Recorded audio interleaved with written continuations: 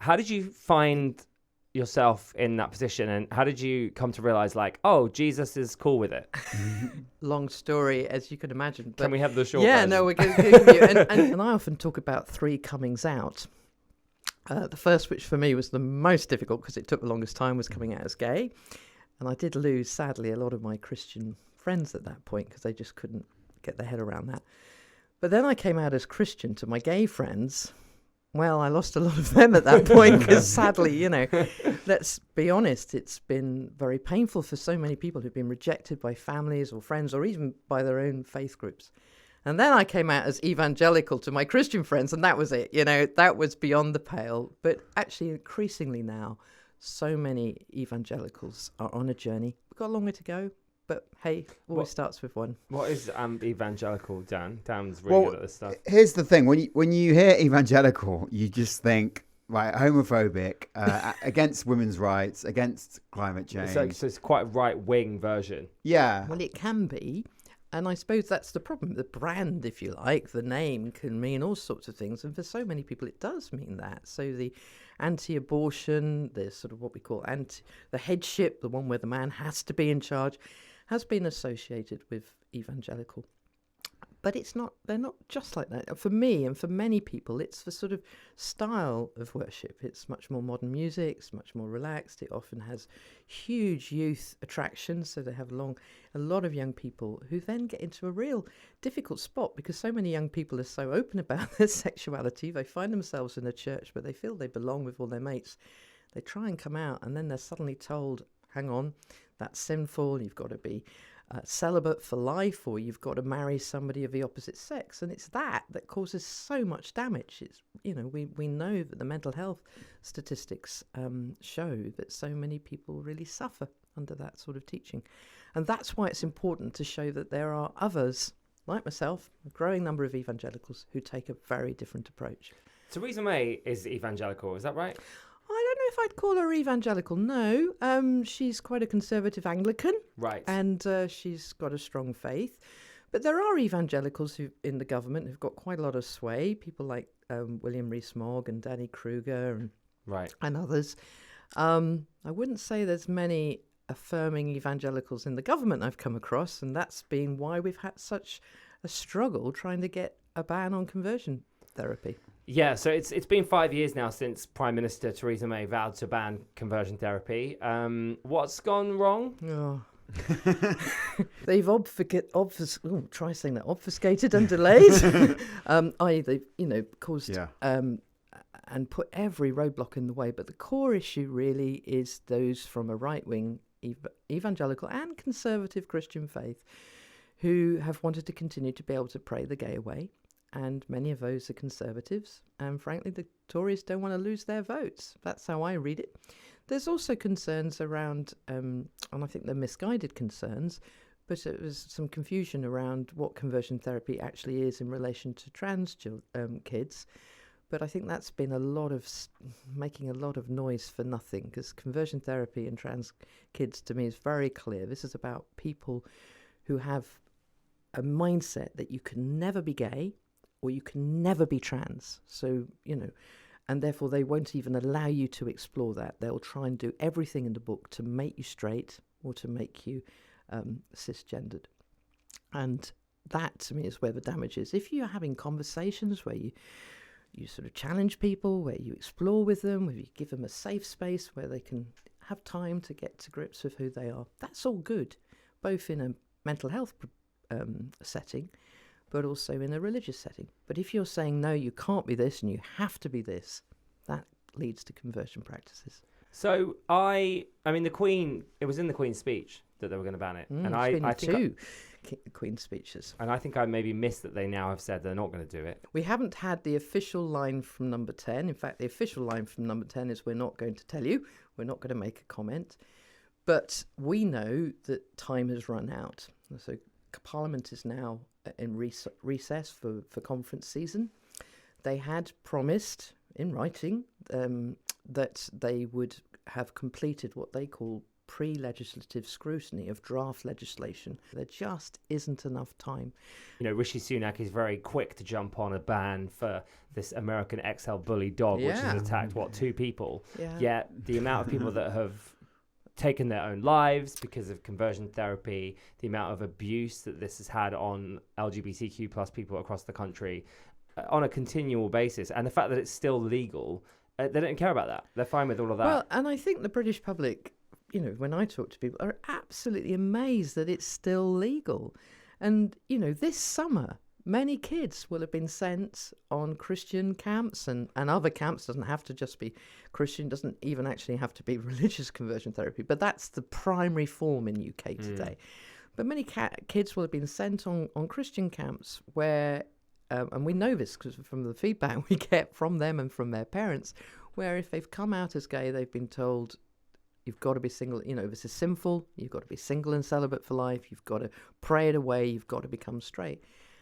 And I think when you ask me why hasn't the government acted, I think despite all the evidence, despite their own research, they just don't believe that people are still going through it. And yet they've got their own research that shows it is. It's just very hard for people who are in it to talk about it. Normally takes a long time. That's wild to me, what you just said then. And because you really think they don't believe it's happening? Well, that's what I'm being fed back. I've said quite forcefully over the last week, as I was speaking at a dinner on Wednesday, that I think when you are aware of harm, when you have the power to do something to address that harm and you choose to do nothing, that for me is a total moral failure. And that's what we're seeing here. We know people, particularly young people, are at risk. They're getting harmed right now. We know of people who've taken their lives, and yet the government refuses to act. And that, for me, is... And for many others, we had a letter in July from many religious leaders saying just this. This is a total moral failing of this government, and they should hang their head in shame. I really can't understand why they haven't even looked at what other countries done. We've got dozens of countries now around the world who've done this very well, very easily. We could just learn from them, heaven forbid. And if they believe that it's not happening, it won't really cause any harm to actually just do it, would it? Well, because they're being lobbied very hard, extremely hard, by those who want to continue to pray the gay way. They've had letters from a lot of evangelical leaders telling that we will go to prison if you stop this, which shows that that's why we've got to do it, right? These are people saying we're going to carry on doing it no matter all the evidence. They've also got people telling them, we're going to stop having conversations with our trans children. No, we're not doing any of... I think I've made that one clear. This is not about stopping having conversations. It's about having open conversations. So there's a lot of misinformation out there. And the thing that angers me probably more than anything is that despite offering, we've only ever had one short meeting with the minister with survivors of conversion therapy. Every other country, and I'm quite involved in the global picture here now, I've been quite active in this field for a long time. Every other country has been led by survivors. They've listened to what they've gone through. They've, involved them in drafting the legislation to make sure it meets everybody's needs. But here in the UK, we couldn't even get a foot in the door. And that says to me they just don't want to know. So you quite famously resigned from the government's LGBT plus advisory panel. Yeah. And you said at the time it was a hostile environment for LGBT people, and you couldn't believe how ignorant some of these people are, including Liz Truss. What did you mean by that? What was going on? Goodness. I have to be slightly careful what I say, because obviously the meetings we had were confidential. Sure. But do you though? You resigned. You resigned. I Jayne. resigned, and I called it out. Well, so at the time, actually, Kemi Badenoch, who was the more junior minister, so Liz Truss was the Secretary of State and Minister for Women and Equalities. Kemi at the time, who's now Secretary of State for Women and Equalities, but at the time she was just Minister for Equalities. And by her own admission, she didn't do LGBT. She really literally doesn't. said that. I don't do LGBT. She had to various other Tory friends, and yet she had to give a speech in what we call a Westminster Hall debate on conversion therapy. So she set out where the government was coming from. And that speech was so diabolical, and to me that showed a deep level of ignorance. I'll come back to why. That was the final straw for me. But before that, we'd had meetings with Liz and Kemi on a whole range of LGBT issues. And as I say, the level of ignorance, particularly, or sort of stereotyping. I mean, we had some trans members in our advisory panel, some of whom were openly trans, some of whom, I say weren't open. It was known, but you'd have to read their notes. And yet they were talking to the ministers, and you could see the ministers going, "What? You're trans? You know, you don't fit my image." Yeah. And yet we had some of us probably a bit more butch lesbian saying, well, we have problems in toilets too now because people think that we're trans and we're not. And just what I realised, they just didn't understand, I am now priggy, the lived experience of people across the LGBT spectrum. And these are people with the power to oversee LGBT strategy. You know, Liz Truss had inherited one of the best pieces of work the world has ever seen, and I'm not over-egging that. We in the UK had done this amazing survey back in 2018. Over 100,000 LGBT people responded, telling the government what their needs were, what their concerns were.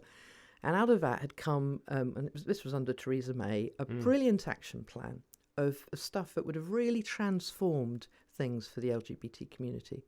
But Liz put that all on hold and said, no, don't want to do that. I'm going to do my own thing. And that, too, to me, signalled that she didn't understand what we needed. She didn't want to listen and was going down her own route. And I was concerned back then that I could see what I feared were returning to what we call the bad old days of Section 28. That was when children could not be taught about sexuality in school. And I really feared that in a sense, was the direction of travel. And I said that at the time. And now here we are, 2023, when we're waiting for schools' guidance on trans children, and we're seeing a very similar atmosphere to Section 28. The rollback of rights has come so quickly, it's taken us all by surprise. And it really concerns me because we don't understand the impact on some of our most vulnerable people in our community, particularly the trans community. We don't understand the impact of all this horrendous rhetoric and othering and making them out to be, I don't know, predators. You know, I don't know how much detail we want to go into, but some of the language coming from this government has been despicable. In your opinion, Jayne, are they ignorant, or do they hate LGBTQ plus people? Because really it doesn't sound ignorant. Or are they lazy? So I'll name names. So with Liz Truss, I think there was a lot of ignorance, or perhaps just she'd got a lot on her plate. She was juggling a lot. She did listen, and to be fair, she did change her mind. And so she came back saying, yes, we are going to ban conversion therapy. So there was movement there through listening. That's not the same for others who are still in place. For Kemi or Suella or... I didn't name them, but you might have. Yeah. You know, because... And why is that? Is that, again, they've got too much on their plate, or... Well, you'd have to ask them, but I come back to Kemi's line, I don't do LGBT. Where does that, you know, that was supposedly, she didn't say that to me, but she said that to a friend of mine. And, you know, some of her comments at the dispatch box, the first time she was at the dispatch box in her role, she took an absolute hammer to Benjamin Cohen from Pink News and really tried to blacklist him. She's done the same with Ben Hunt, who's an LGBT reporter. But both Ben and Benjamin had tried to hold Kemi to account. And then she uses the privilege of the dispatch box to undermine them. That's not a great start if that's the first speech you give as the women of equalities, women and equalities. It's so depressing that the equalities minister is literally, well, in my words, homophobic, uninterested in equality. Yes, I'm not using that word just to be I feel like you would if you weren't on mic. But I do think it's an unusual choice, and it's one that we've flagged constantly. Given this was the flagship promise to the LGBT community that's been spoken in Queen and the King's speech, and for it to have been dropped, let alone all the other things they were going to do. Kemi herself has not been at the dispatch box talking about this. She refused to go to the Women and Equality Select Committee at times when Caroline Noakes, the chair, had called her. It's not been a pretty picture. I was so sad when you quit. Oh, because thank you. It just, I don't know, I've always believed that it's important to be there. Well, I agree. And if you look at my own history, I mean, perhaps working with the Church of England and other pretty difficult places, I do absolutely agree with you. It's important to be at the table if you possibly can. However, you do need red lines. And without those, we don't have principles. And my red line was crossed. I did not believe that when I was on the advisory panel, that we were going to end up with the protections we needed. I tried every which way I could to get Liz and Kemi to listen.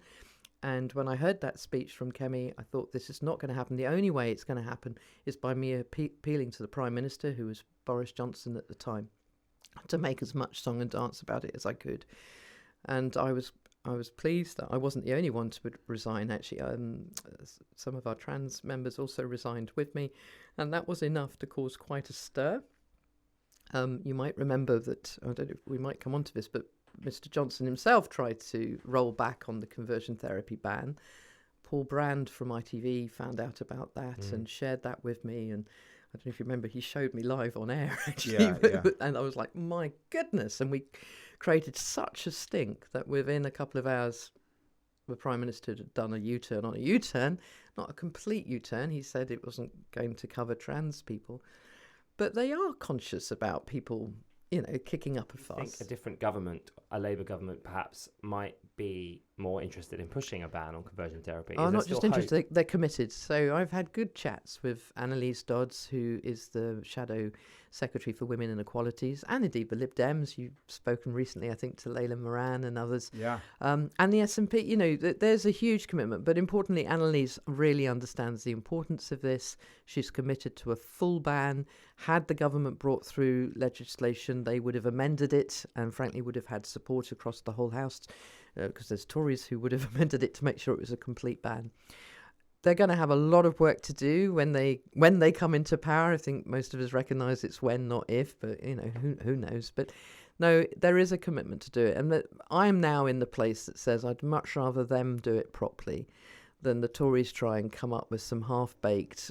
There are some Tory MPs who have been brilliant in trying to push against the odds and are now saying, well, look, we could probably get you a few breadcrumbs here and a few breadcrumbs there. And I'm like, no way. Let's do it properly or not at all, because frankly, nobody trusts you to do it. So I'm going to wait for Labour to do it properly. You mentioned that you have gone through conversion therapy for 20 years.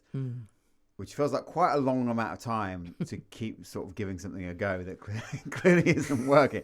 What made you finally go, yeah, I might knock this on the head, this isn't working? That's a really good question. Maybe if I could just explain those 20 years just a little bit, because I, in talking about conversion therapy, I tend to talk about it in 3 stages. Not everybody goes through all 3 stages, but they are the ones I went through and typically what most go. And for a lot of those 10 years, I suffered in silence. I had this huge secret that I knew I was attracted to women, and yet I knew that my whole faith community and frankly my own beliefs at that time meant I thought that was really sinful and wrong, and I hated myself. I was desperately depressed because I really wanted to be loved. I couldn't see how that was going to happen, but I didn't feel I could talk to a soul because I thought that they would reject me or put me on the naughty step, and I was an adult doing that. I mean, if you're a teenager growing up thinking, God, everybody in my family and my community are going to hate me, and you hate yourself because you want to be a good girl, you want to do the right thing. And normally something happens at that point. Either you have a breakdown, which is what happened for me, or somebody outs you, which is often the way. You might have told one of your siblings or somebody at school, but something happens. And you move into stage 2, which is when you start getting people praying for you, in my case. People who love you, want the real best for you, who believe there must be a reason why you've got these feelings. Maybe one of your relationships with your parents wasn't quite right. Or maybe, you had an inappropriate relationship. Something must have happened because it's broken and we need to put it back together again. And you've got this huge expectation of people around you praying for you that you're going to get healed. And if you're not getting healed, well, that's your fault, because you obviously haven't got enough faith, or you're doing something wrong. And again, that terrible pressure. And often when you finally admit this isn't working, you start reaching out for more professional input, which is stage 3. And you start paying, in my case, thousands of pounds, trying to find people who will have exorcisms or deliverance or have got special gifting or Christian counselling. It can get quite expensive. Wow. And for me, after all that, and I thought, to be fair, I thought it worked. I mean, you would, wouldn't you? After all that, I just thought I hadn't met the right man. The fact I didn't feel attracted to any was slightly, but that was because I hadn't met anybody. I tried, frankly, everything there was to try. I'd been around the world getting people to pray for me. I was a very well-known evangelical leader. I've been quite senior in the Church of England, and as a woman was speaking a lot around the place. I was getting people to pray for me when I was in Latin America or in Africa or whatever. It's very gay to be that attention-seeking. Oh, I know, out there. Well, it was my biggest kept secret. And yet there was no hope. What was I going to do? God must really hate me. And I really got to a very dark place. And I, being honest, I got to that place of thinking, well, this is going to kill me. I've got no desire to keep going. I didn't want to take my life, but when you've got no life left in you, you've got no desire to keep going. And for me, the big unknown, if I'm really honest, was, would the love of a woman bring me happiness, or would it be awful? Would it make me come alive or not? And I soon realised that obviously it was the love of a woman I craved. I found her the most amazing woman. I fell in love. And love is just extraordinary, isn't it? A, you can't keep it a secret. You just beam. But B, it gives you courage. And I couldn't call it wrong. I did think that this wasn't God's plan for me. I don't know. I thought I was walking away from my faith, but I was alive. There was light in my eyes. And you know what? I don't know if it's help or not, but I also had some wonderful people I'd met in Oxford who were Christian, but from a very different tradition. They were what we call Anglo-Catholics, who I'd been brought up to believe weren't even Christian because they were very different. Yeah. And yet I got to know them. They were so good to me and so full of what I could see of faith. I had to start recognising there might be a different way of looking at this. And so I started to listen to them, met some other people. And that's the other thing. I had thought I was the only gay evangelical in the world. I am a bit old, so it was a bit website, Google and all that. And now we've got amazing communities online that people can join and perhaps not feel so alone. But at the time, it was quite lonely. And yet, as soon as I made that first step, I was able to connect with others like me and realised there were so many people who'd gone through the same thing.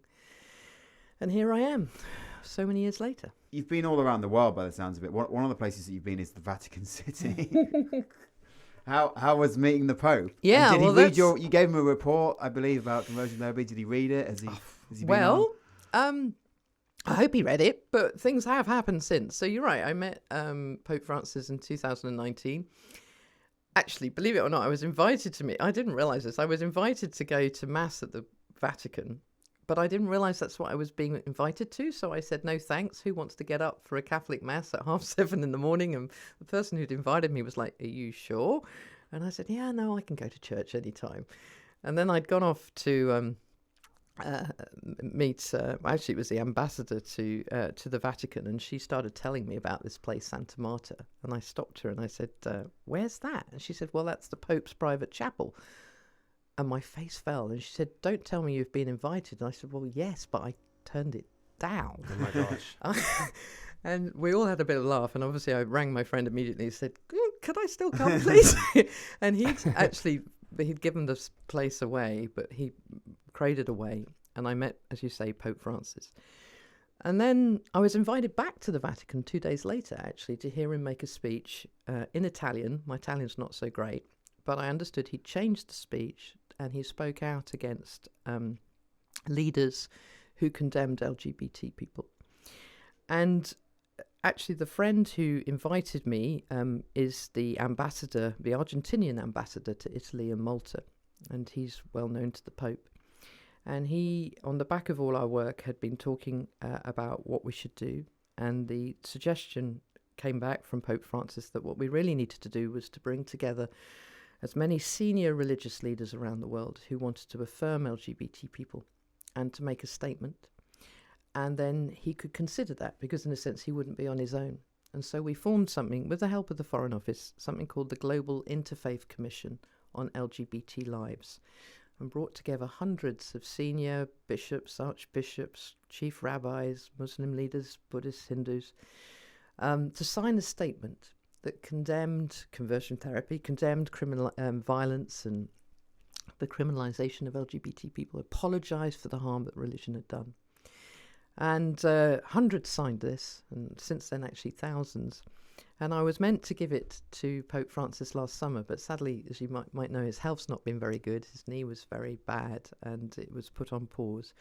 But since then, he's come out with various statements, basically echoing the statement from the GIC, which has been extraordinary.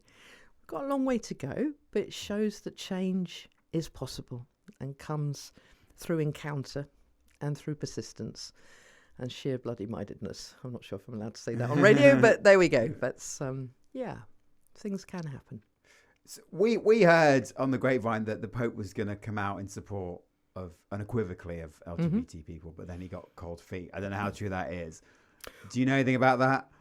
Well, I think that was slightly over-exaggerated, but certainly the Pope is, if you look at what he said and how he said it, he is very in support of LGBT people. He's just got to manage, I'm afraid, the politics of taking a whole global community on a journey, and it wouldn't help for him. So there was a meeting which actually the friend who introduced me to Pope had overseen, and news of that meeting was leaked and didn't therefore happen. And it was because of that mess, if you like, that I was then introduced to Pope Francis, and the Global Interfaith Commission was formed. So that came off the back of that unfortunate episode. There's a whole story there, but probably not for radio. Do you? I think so. I've forgotten the name of the publication now, but it was a gay publication that leaked it, right? Well, there was, and it was really unfortunate actually, because somebody was trying to get ahead of the game, and sometimes, not everything has to be done in public. If you're trying, you can't negotiate peace with Russia in public. Do you know what I mean? There's some things have to be done privately, and confidences need to be kept. So the Pope, Dan and I are kind of obsessed with the fact that there's quite a lot of gays in the Vatican. That's an understatement. Are there any straights, I think? Really? Well, no, I'm slightly... But yeah, I think there probably are. So there's quite a lot of gay clergy, is that the right word? Yep, celibate, of course. Celibate, right. So, but are they? Why? I mean, can they come out? Well, that's a very good question. So... they ought to. I believe the truth sets us free. That's why I somehow find the courage to come out. I think, sadly, there are a lot of religious leaders across all faith groups, but particularly in the Anglo-Catholic parts of the church, who live in the closet, quite literally. And the stress of that, the splitting of themselves in that, and there's, look at that in the Church of England too. It's just not healthy for an individual, but it's not holy either. I think that we must be true to ourselves and find the courage to be honest and open. But it's shame that keeps people in the closet, and it's that shame which is toxic, both for them but also for the people who are sort of learning from them that that's the way they have to be. Wouldn't it be amazing if some bishops finally found the courage to come out? Because that would inspire younger people to feel not ashamed of who they are either. And, if I look at the Church of England, we know we've got various gay bishops, only one of whom has come out because he thought he was going to be outed. And if they don't feel they can come out, how do they expect anybody else to be open and honest? Richard Cole's left in the end. He did. And what an amazing inspiration and role model Richard's been and is. And the church is on a journey, a very slow journey. I hope it will carry on that journey. But we have to believe that we must celebrate who we are, not hide who we are. God doesn't, in my mind, God doesn't make mistakes.